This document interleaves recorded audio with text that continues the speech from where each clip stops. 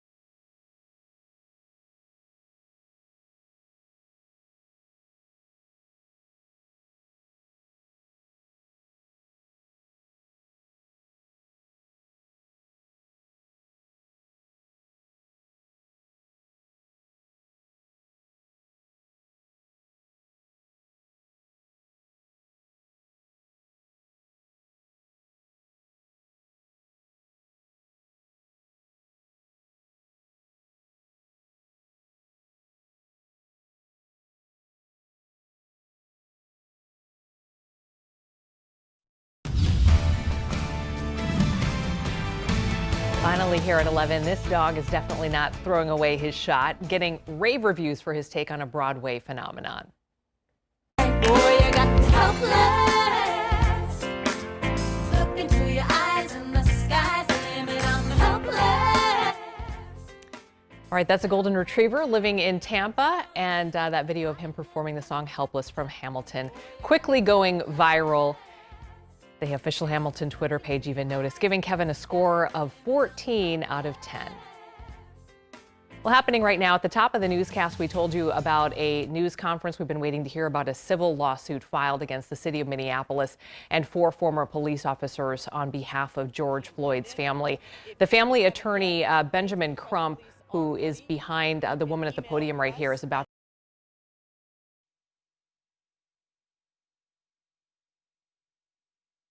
Yet the complaint and the press release are ready.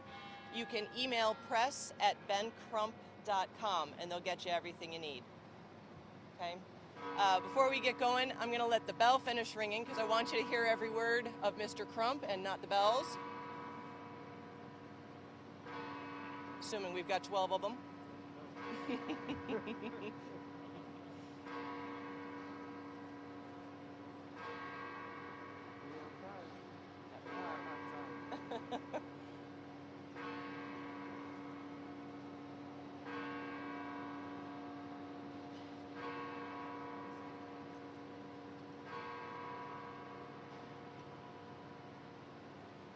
Okay, my friends, we will have comments from 3 attorneys and then time for a brief Q&A. It is my distinct pleasure, pleased to welcome to the microphone civil rights attorney Ben Crump. Thank you, Jennifer. I'm attorney Ben Crump, and on behalf of George Floyd's family and all of his children, I'm here with a great team of lawyers that include attorney Tony Raminucci, attorney Chris Stewart, attorney Jeff Storms, attorney Justin Miller, attorney Bivani Ravindran, attorney Scott Masterson, attorney Michelle Guibo, attorney Nicolette Ward, attorney Devin Jacobs, attorney N. Fallon, attorney Deborah Thomas, and attorney Jasmine Rand.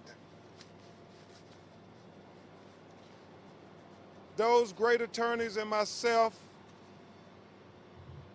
are proud to come and continue the discussion that started in America in the aftermath of the killing of George Floyd outside of Cup Food Store here in Minneapolis, Minnesota. Today, we have filed a federal wrongful death civil rights lawsuit on behalf of George Floyd's family and all of his children. We are going to have an important conversation that continues based on this lawsuit that documents what we have said all along, and that is it was not just the knee of Officer Derek Chauvin on George Floyd's neck for 8 minutes and 46 seconds, but it was the knee of the entire Minneapolis Police Department on the neck of George Floyd that killed him.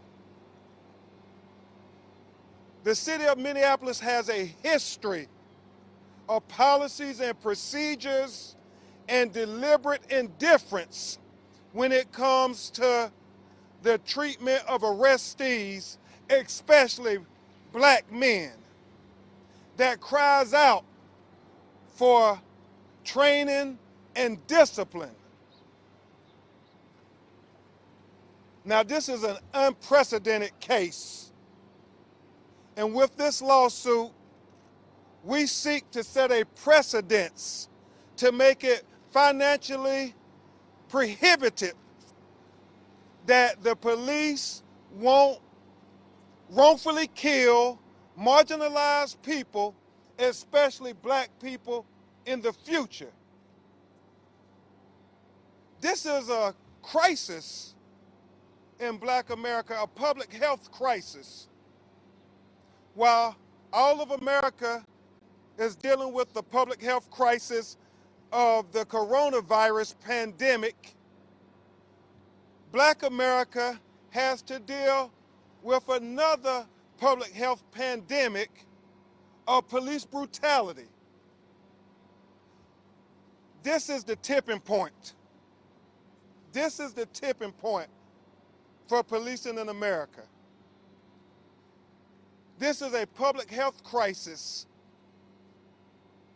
Recently, there was a study by the American Journal of Public Health that found Black men were killed by the police 3.5 times more than white men. Now, I know it has been said that the police kill more white people, but we have to put this in context. We have to put this in context. Black people in America make up 13% of the population, while white people in America make up 73% of the population. We have to keep these statistics in context. It's important that we look at how Black people are profiled by the police. We look at the statistics as it relates when the police kill citizens. Are they armed? Are they unarmed? Because if you're gonna tell the story correctly and put it in context.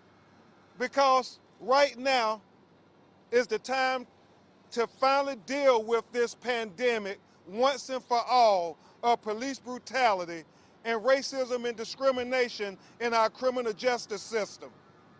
This is the time. This is a teachable moment for America. This is an opportunity for police officers to bridge that divide of mistrust with communities of color, where we have transparency plus accountability equals trust.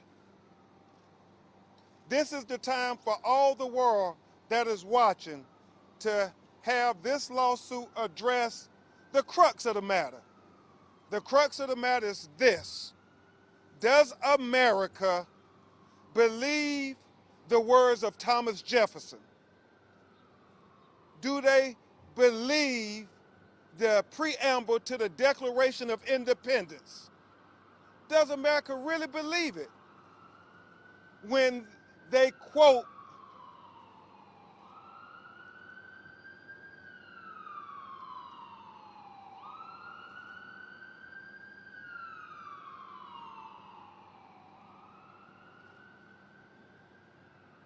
Does America really believe Thomas Jefferson's words? Do they believe the preamble to the Declaration of Independence when they say, we hold these truths to be self-evident, that all men are created equally, that they're endowed by their Creator with certain inalienable rights, that amongst them are life, liberty, and the pursuit of happiness?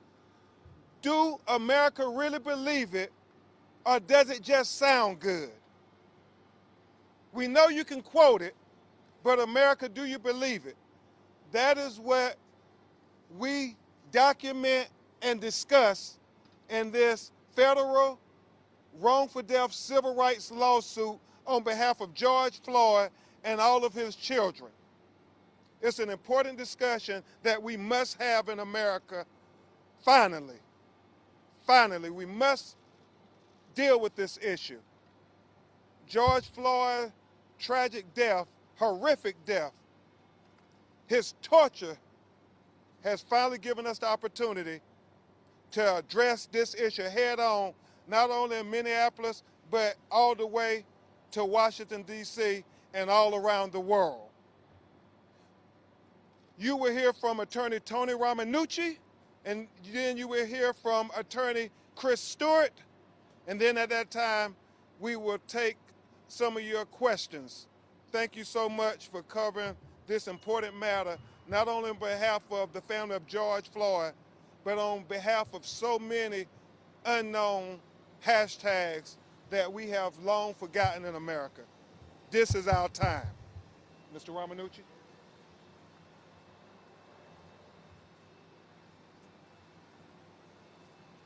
Good afternoon, everybody. My name is Tony Romanucci. I'm one of the attorneys for the George Floyd family. I thank Ben Crump and my colleague Chris Stewart and all the other attorneys who are with me here today. I start off by reminding you that W.E. Du Bois said that liberty is defined as the right to breathe. If you understand that quote, you will understand this lawsuit. The city of Minneapolis made choices long ago. They made choices to train their officers in a manner in which is inconsistent with human dignity, inconsistent with human life. Those police officers who knelt on the neck of George Floyd and who knelt on his back also made choices. Those choices that they made lasted 526 seconds. All they had to do is let up on one of those seconds and George Floyd might be alive. Instead, what they did is they removed the choice that George Floyd had to live or die. They removed the choice that George Floyd, that he was begging, pleading for the right to breathe, something that our brains do without even thinking. George said please numerous times. Had those police officers listened once, known that the right to breathe is liberty, George Floyd would be alive. We would not be standing here before you today. Every second, every tick of that clock was a constitutional violation against George Floyd. Every tick of the clock was one more moment that George Floyd was not free to leave. Every tick of the clock was one more moment that George Floyd was closer to death because his choice for life was being removed from him because of the unconstitutionality of the training that Minneapolis had taught their officers over years and years, that it was okay to kneel on the neck of unrestrained or restrained, nonviolent, compliant offenders. And George Floyd was all of those, except that he never gave up a fundamental right to breathe. That was taken away from him. The city of Minneapolis crossed that bridge. They crossed the bridge of unconstitutional training, and they opened up the gates for those officers to do what they did to George Floyd. Not only did they open the gates, they kept them open because, listen folks, Minneapolis has been doing this for years and years. They've been doing this to the marginalized people. They've been doing this to black men for years. This is how those officers were taught, because in the eyes of the Minneapolis Police Department and those officers that day, they didn't heed the words of Thomas Jefferson. George Floyd was not created equal to them. They saw him as a different human being, a different person without dignity. This lawsuit is about the violations of the Fourth Amendment. It's about the violations of the 14th Amendment against the city of Minneapolis and its police department. It's about the unconstitutional search and seizure. It's about deliberate indifference. It's about the right to seek justice. Now, I've talked to you about choices that were made. Choices that were made in the past. Those by Minneapolis, those by the police department, and those that George Floyd did not have on the day that he was killed on May 25th. There's one other choice to be made, and that's by the city of Minneapolis. As we seek justice, will they participate in that justice? Will they also ensure that this is done right? Not only for the monetary purpose, but are they going to ensure that they protect every member of the community and then send a message out across the country with a pipeline to Washington, D.C., all the way to California, that this cannot happen again. The tipping point has arrived. We will not allow that scale to go backwards in time. We will only allow it to go forward and ensure that justice is received here. On behalf of the Floyd family, the children, and anybody who has an interest in this, which is really not only the city of Minneapolis, but our entire country, ladies and gentlemen, I thank you. I introduce to you Attorney Chris Stewart.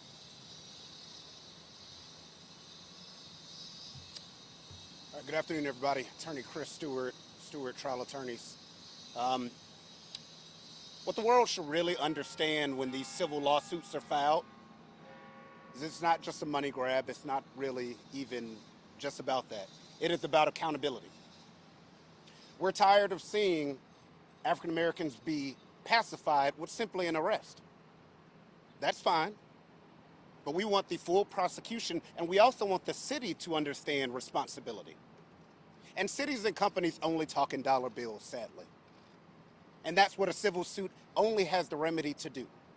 We've heard the positive words from around this country and around the world. Politicians, the mayor here, the governor, city council, everyone understanding that what happened to George Floyd was torture and that Black lives matter. Well, this team here is to make sure that Black worth matters. We're to ensure that the amount given in this case at the end of the day is commensurate with what he went through, being tortured to death. You will not walk away from these situations anymore in this country with a simple arrest and get over it. You will feel the pain and the understanding of having to account for the actions of your officers. And the only way that's done is with financial responsibility. You're not going to just walk away because the victim was African American anymore, because these lawsuits will be coming. And then you're going to have to come before all of the media and go against all the sympathy and all of the well wishes that you had for the family as an elected official, and go reverse and fight all of us in court. So it's really just about being true. If you do think that Black lives matter, then understand that we're going to make sure that there is a Black worth and value behind that. We're not walking away silently anymore after arrests. So that's the purpose of this, and to ensure that their families are taken care of forever, and to ensure that this stops, has been said. Because I guarantee you another city won't allow someone like Derek Chauvin, who's a training officer, to be on their force for so long with that type of behavior if they know at the end of the day they got to write a check. Because that's what they care about more than all of this. And we understand that language. So the general public may not, but to get full change, it's marching in the streets, but it's also marching into that courtroom in a civil case. And that's what we're here for. Thank you, Chris. Thank you, Tony. We will take some of your questions now. Attorney Crump, we just saw some of the body cam video of the officers involved in the arrest. A couple of points that stand out from that body cam video is one, Mr. Floyd begins saying that he cannot breathe long before he was on the ground. And two, there seems to be a couple of efforts by Officer Lane in this case to express some concern and help him breathe. Does that change anything? Well, as Attorney Ramanujan and Attorney Stewart just articulated, it's this deliberate indifference. Even with him saying, I can't breathe, they still put him face down, had him handcuffed. He was clearly restrained.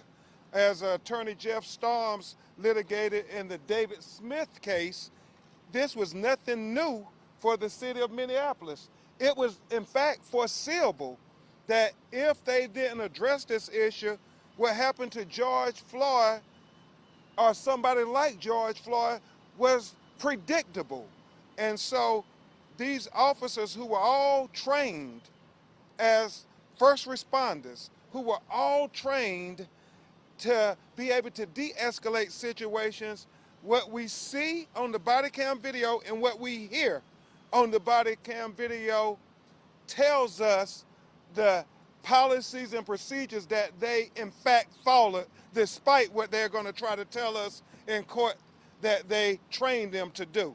And that's what this lawsuit is about, as my co-counsel so ably articulated.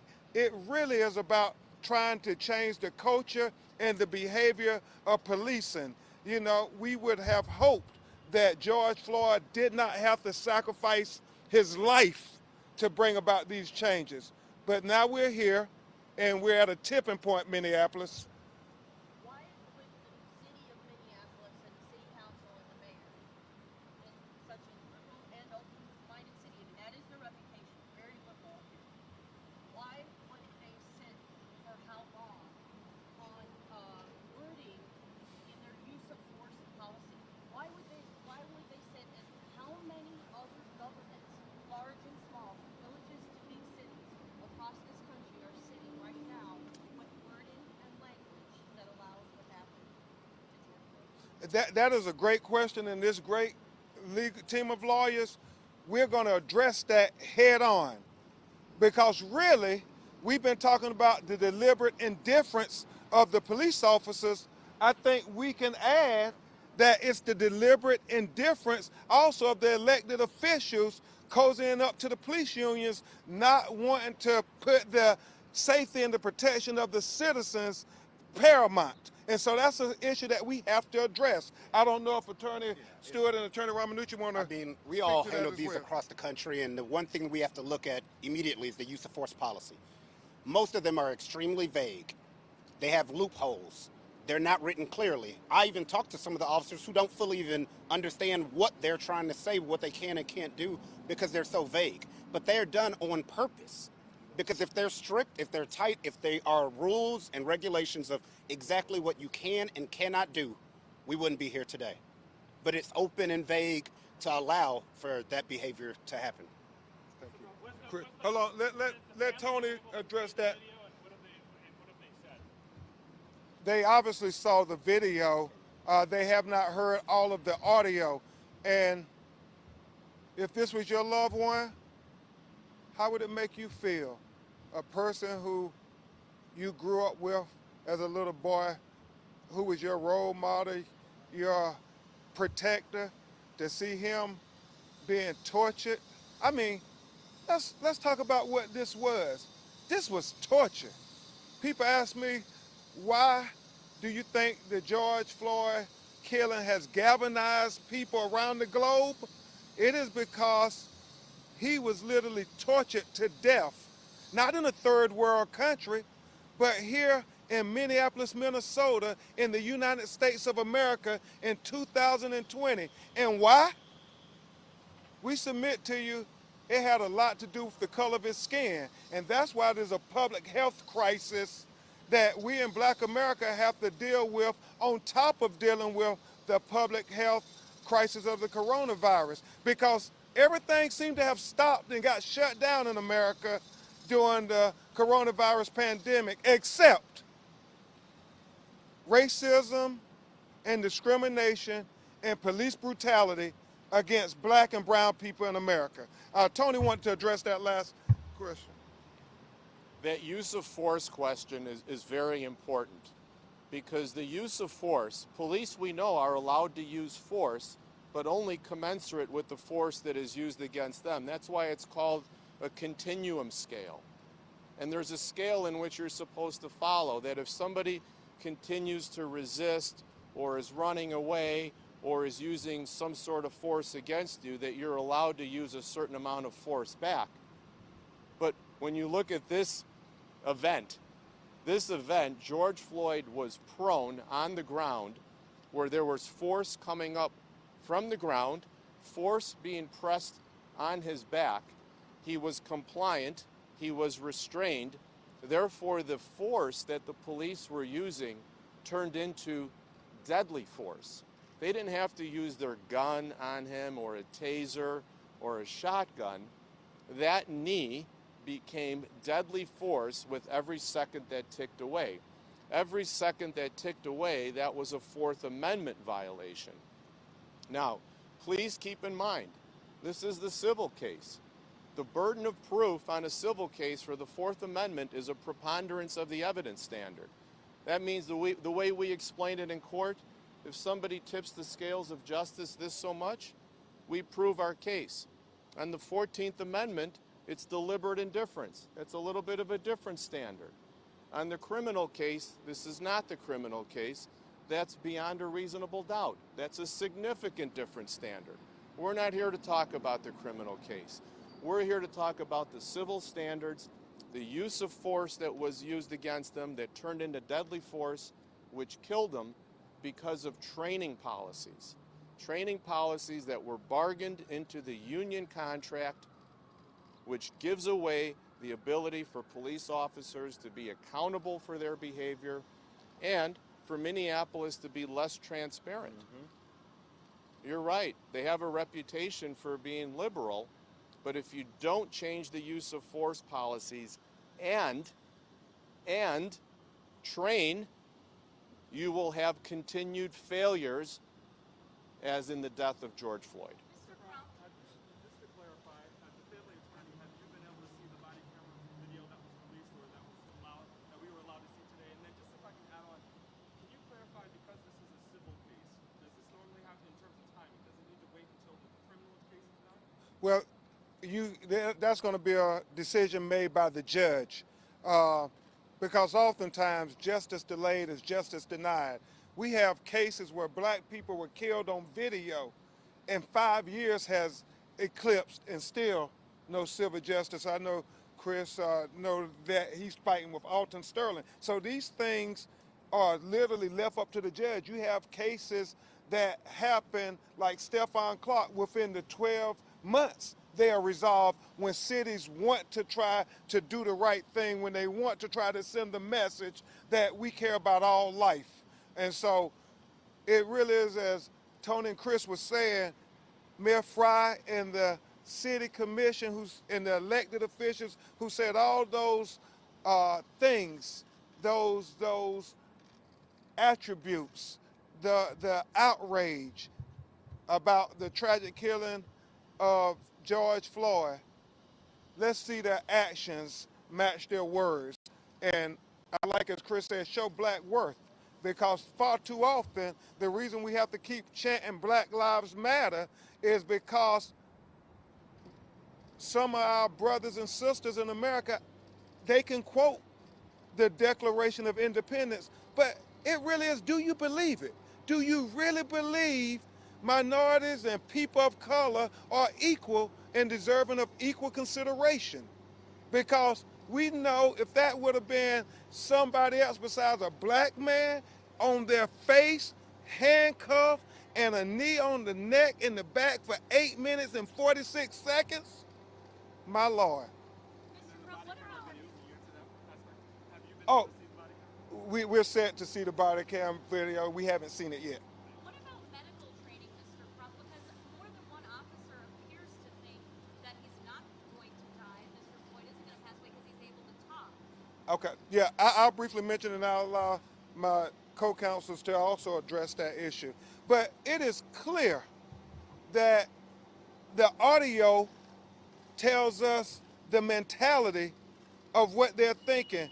When one of the officers say, I believe he's having a medical crisis, and what is Officer Chauvin's response? Well, that's why the ambulance is coming. You know, he doesn't take his knee off his neck, even though lay people can appreciate the medical crisis that he's going through. The fact that they're saying he can't breathe. They're saying that he's passed out. They're saying that you're killing him. Even George Floyd is telling them they're gonna kill me.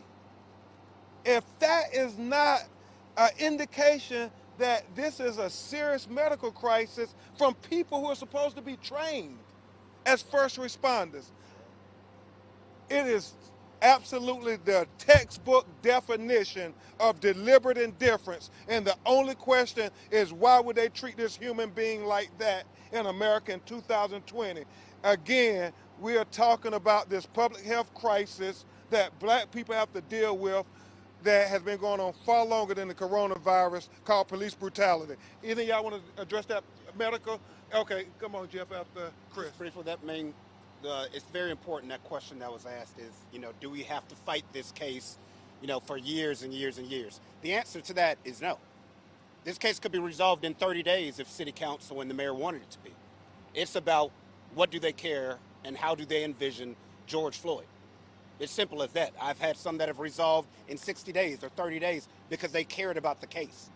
I've had some that have taken 4 or 5 years because they knew that they can outweight all of the media and outweight all the protesters, and you'll be gone in a few years.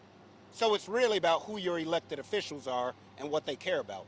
So we can wait and go to trial. We've all racked up some massive numbers at trial before. If they want to do that, that's fine. Or if they want to come and sit down and talk and show respect for George Floyd, we're open to that also. Hold on one second. Jeff Storms, and then I'll get right to you. This is... I just wanted to address the question on the medical training because it's something we've historically seen here before. When they killed David Smith, the chief of police disclaimed the level of training they had with respect to medical care and medical treatment. So our police department has been empowered to be able to use deadly force to take people's lives, but then when it comes time to pay attention to their medical condition, to make sure that their well-being is cared for, they disclaim the knowledge and the training that they've had, and their leaders help them excuse that. And we've seen that historically in this city for years, and I think that was a very important question that you asked. Attorney Crump over here, Paul Blue with the local Fox. I saw you in the courthouse a couple of weeks ago. You were here. I thought perhaps maybe having meetings. Were you in fact just doing some research legally here, or you already in meetings with local officials? And second, this community went through a significant blow several years ago. Just we used Trek Damon shot and killed. There was a $20 million lawsuit settlement that the city agreed to soon after the criminal trial. Could you talk about that case and how that may set up a precedent-setting one that you're interested in with George Floyd? Well, what's your name again? Paul. Now, Paul, you don't expect these team of lawyers to give up our strategy, do you? No, seriously, we've been working nonstop day and night on this case in Minneapolis and outside of Minneapolis. In fact, giving testimony before Congress and talking with the senators and so forth to achieve real systematic reform. As Chris and Tony have said, it really is up to the city at this point as to do they want to be part of the solution here? Because this is a teachable moment for America. I mean, the whole world is watching Minneapolis, Minnesota. The whole world is watching the leadership. Their political legacies are going to be defined by how they showed and demonstrated responsible leadership on this horrific death.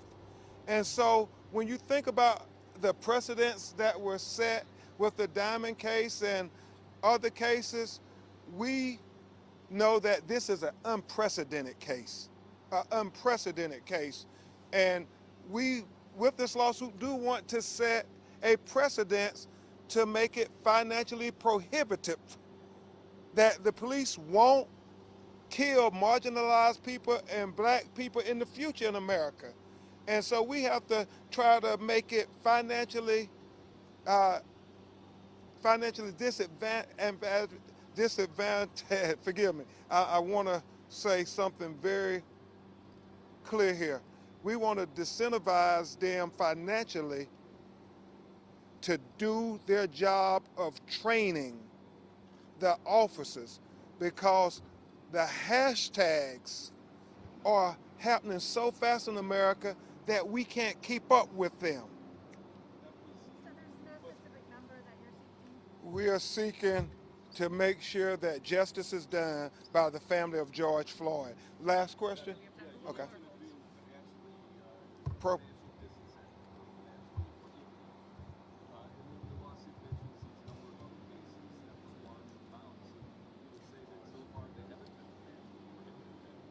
Well, you know, the real issue is how much do cities and municipalities have to pay to tell their police departments that enough is enough. We are not going to use excessive fatal force when it comes to killing black and brown people and marginalized people, because the history of America has been that they could do that and nobody would be held accountable, whether criminal or civil. So this is the tipping point. I mean, this George Floyd tragedy that has been seen now almost 1 billion times, that video has been seen all over the world. If we don't get this right, then we're going to see not only more cities burning in America, but we're going to see people heartbroken.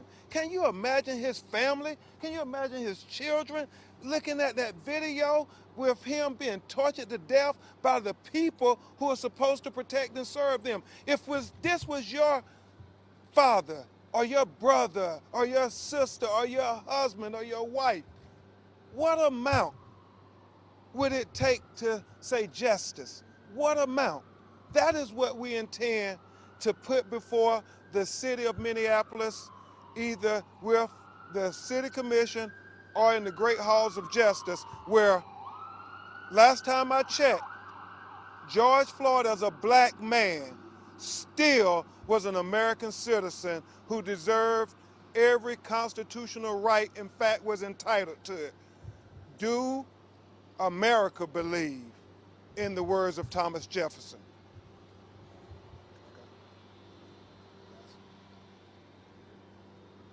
Your observation that there have been many settlements like this in the past, what that is, if you read the complaint, you'll see that's what's called ratified behavior. It's a learned behavior that if you will be covered for, you will be protected, we will pay for you, and at a certain point, that has to stop, right? Or else the behavior continues, unless you're taught otherwise. And in Minneapolis Police Department officers, especially one like Derek Chauvin, who's had, 18 or 20 citizen complaints, and none of them where he has been meaningfully disciplined, that's what results in ratified behavior, learned behavior. So what Ben and Chris are saying, that unless we stop ratified behavior, that list will continue. We'll keep adding to that list of numbers over and over again until there's a number where everybody wakes up and says, we have to turn this police department upside down on its training and make sure that everybody understands what the rules are. I haven't seen anybody run red lights.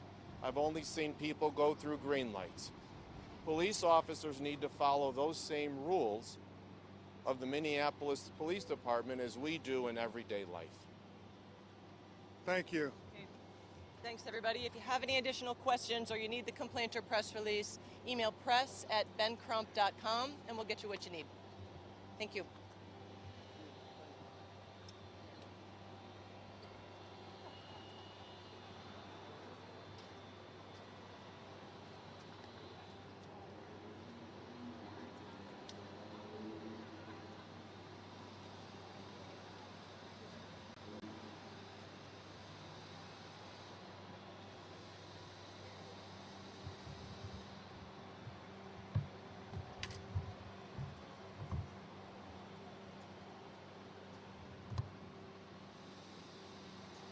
Well, happening right now, we are waiting to hear about a civil lawsuit filed against the city of Minneapolis and 4 former police officers on behalf of George Floyd's family. The family attorney, Benjamin Crump, will hold a news conference in downtown Minneapolis, and we will take you there live when that does happen. While we wait, though, we want to bring in Fox 9's Paul Bloom. So, Paul, earlier this morning had a chance to see some evidence in this case. And Paul, you watched the body cam footage from a couple of these officers, which very few people have seen. So we'll talk about what you saw in a minute, but first, can you set this up for us? How were you able to view this video? Let's start there, Amy. Last week, a defense motion from former Minneapolis police officer Thomas Lane submitted body camera footage as a public exhibit. So the judge and the courts could take a look at it, asking for the charges against Officer Lane to be typically something that is filed publicly. that evidence becomes available to the public. But the judge put strict restrictions in this case, this high-profile case, basically making it available today.